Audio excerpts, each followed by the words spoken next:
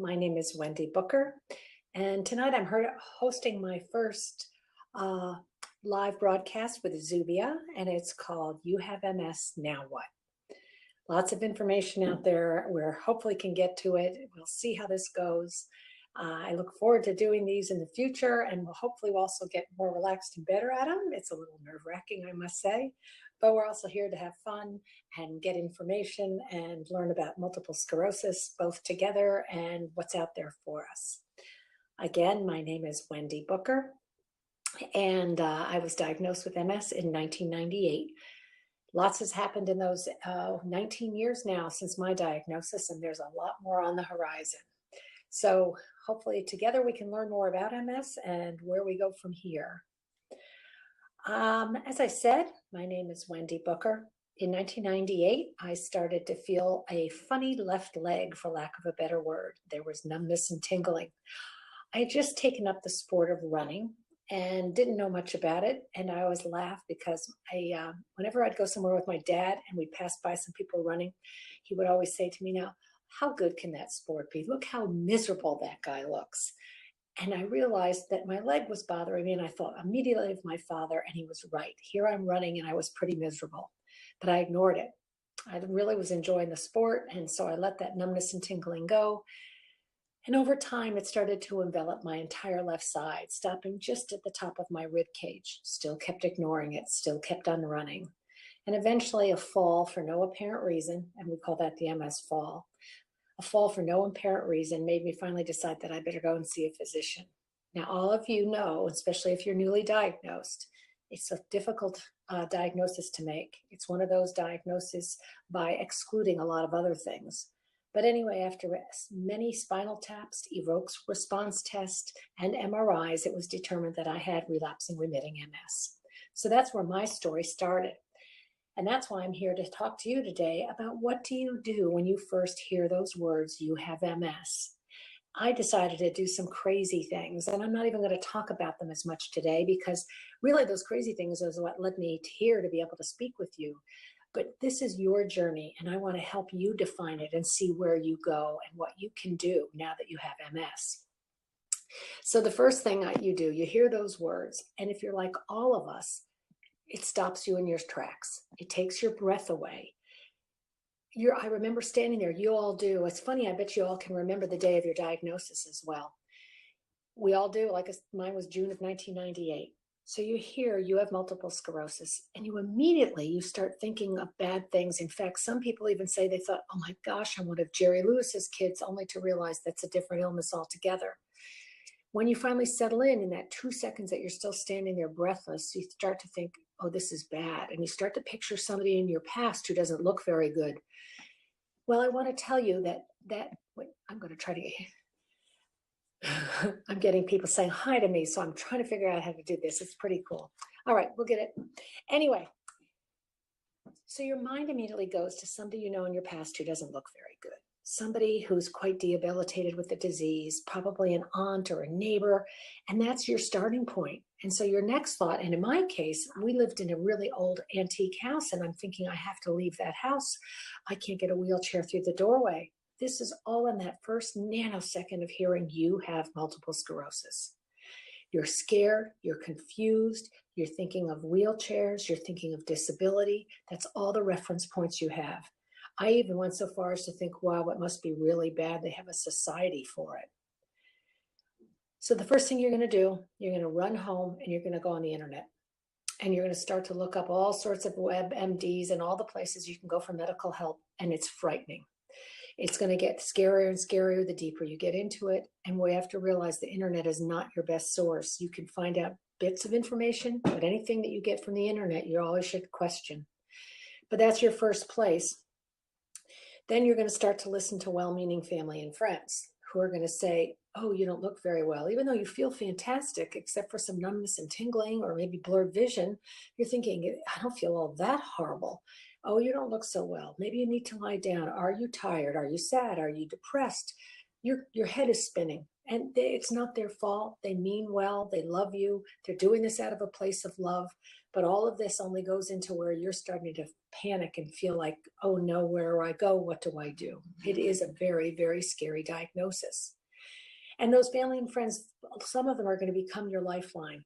But for a while there, especially in the beginning, no one really knows what to say, what to do, how to help you, how to not help you. And I want to help you help yourself. That's your best starting point, but you don't know anything yet. So after you've now taken all this stuff, this fear, the picture of the worst case ever, the idea of well-meaning family and friends, going on the internet, what we all do is we lay on the couch, we eat candy or bonbons, as I like to say, and we watch Oprah or Ellen with the covers pulled up in the fetal position. We're not going anywhere. That's exactly where our MS journey starts. We're frightened. We don't know where to go or what to do. I call that the kind of that pity party. What happens to us at this moment is we're immobilized by the illness. We don't want to look to the past because now we're mourning what we think we've lost.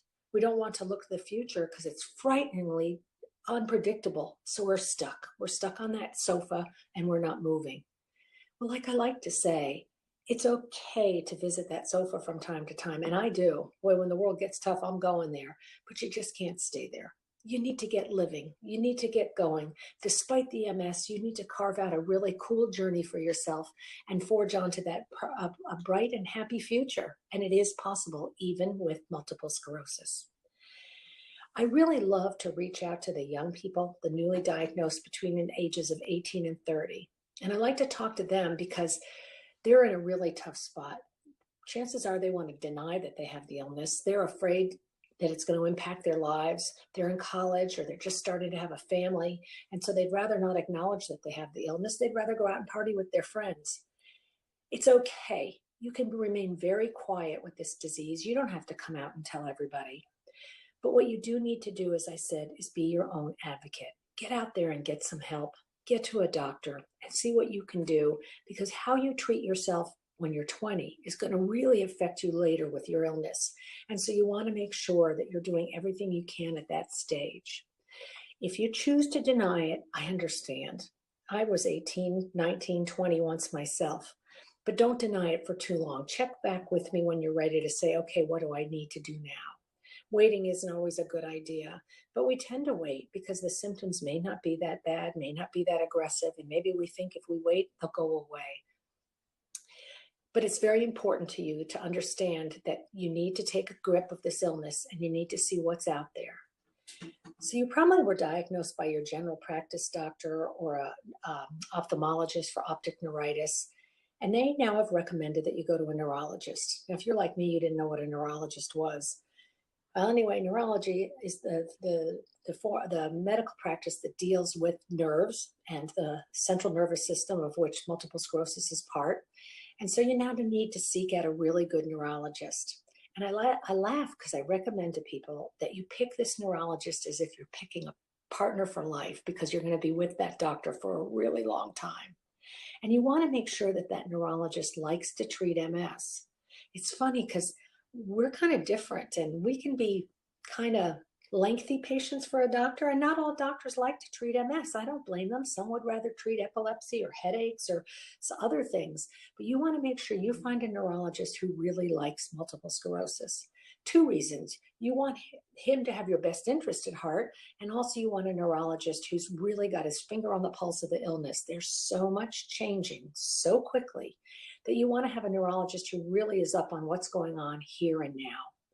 So you find this neurologist. Now, how do you do that? You've just found out you have MS and now you're expected to go out and find a neurologist. Well, the best thing is to talk to family and friends, see if somebody you know or within their network or your network knows of a neurologist. If you can't find one that way, start to go and see online if there is a multiple sclerosis center near you. Now, I'm lucky I live just outside of Boston, and we have some of the best MS centers. And why an MS center? Well, those doctors are only seeing and dealing with MS. There are a lot of other neurological illnesses, but they just are seeing MS, and the center is so comprehensive that it has everything that we need as a patient. MRI, occupational therapist, physical therapy, everything is right there under one roof. And as I said, they're pretty cutting edge. Usually a lot of the centers are doing some of the really interesting research and clinical trials. That's where you want to try to be. But now you may not live near one. You might be somewhere where it's days away to get to a center. So that's where you go back to say and interview those neurologists in your area and find one and ask him or her point blank, do you like to treat MS? And if they seem comfortable and you feel like you can talk to them openly and they have your best interest at heart, there you go. So there's your starting point. The next place to start is that you need to think about getting on one of the therapies. Now, my talk is not going to be ever about medical, but I will say that it's really, really important that you get on a therapy. These therapies help to reduce the number of relapses and hopefully will keep you longer in remission. When I was first diagnosed, there were 3 therapies to choose from. Now we're up to, I think it's 14, with a brand new one just came out a couple of months ago. This is where your neurologist is key to get you on the right therapy so that you can go on living an active, productive, and happy life. And your therapy shouldn't give you a lot of thought. You don't want to be sick from it. You want to be able to maintain your life. If you don't like how it works or you're getting side effects, you can switch. This is the incredible thing with 14 to choose from. You have a lot of options. One option not being on therapy is a slippery slope. I choose not to go that way. I put a lot of my faith into modern medicine. So I've been taking a disease modifying therapy, that's what they're called, since July of 1998. And I'm glad because of that. I feel that I have my best interests, my best health, and that can keep an eye on my multiple sclerosis and I'm doing the best for me. And so I really want to give you people that are saying, now I have MS, now what? Talk to that neurologist, that one that you've taken time and thought to pick out, and talk to them about how you should proceed with disease modifying therapy. Okay, that's all the medical stuff. But now let's go back to now what do you do? You may still be laying on that couch watching TV and eating candy and watching Oprah. But let's talk about getting off that couch. I know there's a lot of fear, but think about it. One of the things I thought about is the day before I found out I had MS, did I feel any different than the day I did find out? And that's what started me on my journey. I thought, well, I don't feel any different than I did yesterday, even though now I know I have MS. Let's see just how hard and how far I can go with it. And again, we're so lucky. There's been a lot of changes in the past 20 years. Gosh, when I was first diagnosed, they didn't even think we should exercise with MS. They were afraid that if we got overheated, our central nervous system got too hot, that it would put us into a flare-up. Those days are gone. Exercise is key to dealing with any illness. And for MS, it's wonderful. Now, maybe your mobility has changed and you're afraid to exercise, or the exercise you used to do. Now I'm a runner. I'm slow, but I still run. But maybe you can't run anymore. You know what? There's a million other things you can do. You can get on a bike. You can cross-train, an elliptical, a swimming pool. Get involved in stand-up paddleboard, which is awesome for your balance. Don't let the MS stop you. Try it. What's the worst that can happen? It didn't work. You didn't like it. You didn't feel comfortable. You didn't find your joy. All right, find something else. But saying no and not partaking because you have MS is not an option. I tell people that maybe they want to go just from their sofa to their mailbox. Maybe that's the biggest struggle for them. And they only get as far as their kitchen. You know what? They're already winners by virtue that they tried. They tried. They're in their kitchen. They did something they didn't think they could do with MS. Really, a lot of the mind plays into it. And as you go along, you may have to tweak it. You may have to change things. As I said, I run. The MS affects my running. I'll never be fast, but I still love going out there and plodding along. And every time I come back from a run, I'm like, yeah, today I maintain control of my multiple sclerosis and I feel better for it. This goes back to family and friends are going to say, do you really think you should do that? Isn't that a little too hard for somebody with MS?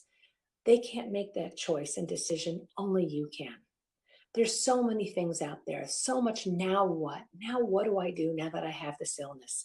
And I can't believe my time is already ending. And so I won't take too much longer. But I want to tell you, I'm going to keep on going with these live broadcasts. And we're going to talk more about now what?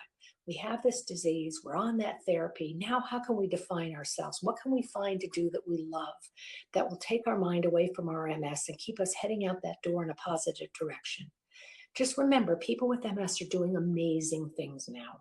They're triathletes. They're jumping out of airplanes. They are doctors. They are lawyers. They are all over the place. Some of them don't even ever tell us that they have MS, but they're out there riding their bikes in the MS 150s, getting involved. and maintaining a wonderful life despite the illness. There are times when we have to go back on that couch, take a break, but there are also days where you can't wait to get out the door and see what you can do. So when you hear you have MS, now what? I want to recap. Become your own best advocate. Don't go running to the internet and believe everything you read there. And it's a confusing place, which I'll talk about more in the future. Go and find yourself a really good neurologist who likes to treat MS. Get on one of the disease modifying therapies. And there's lots of people out there to help you. There's the Multiple Sclerosis Foundation, who I absolutely love, out of Fort Lauderdale, Florida. Look up msfocus.org. Look up the National MS Society in your area. Just Google in National MS Society and put your city in, and it will tell you the closest chapter.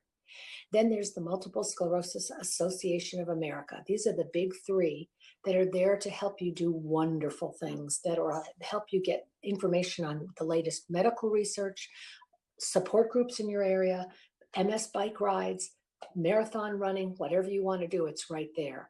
If you don't want to get involved with one of the big organizations, find a group within your area of people with MS. We're all out there. Reach out to me at wendybooker.com. I'll help you find something. I'm at wendybooker.com, and my website is www.wendybooker.com. Now, I do have a cool thing also on Instagram. I'm MS Wendy Booker, and I'm looking for people's stories. If you go on my Instagram and look at some of my past posts, or on Facebook, I'm there too. I do something called From Stories Comes Strength. And I implore people with MS to share the cool things they're doing and how it was they got started and what they're doing now. And people amaze me. They're doing incredible things. Some people are doing epic, wild stuff that you just can't believe they do. Others are starting companies, are modeling, are cutting singing records. So if you have a story to share, please share it. But if you want more information of now you just found out you're diagnosed, where do you go and where do you turn, drop me an email. I'll find out where you are, and I'll start connecting you with some people who are like-minded like you in your area. We'll figure it out. I'm going to do another broadcast in about 2 weeks. So look for my postings on Instagram, Facebook, and Twitter, and we'll get more word out. I hope that we'll get a lot of questions and more interaction, but we're growing together. I look forward to the future. Thank you so much for tuning in, and I'll talk to you soon. Good night now.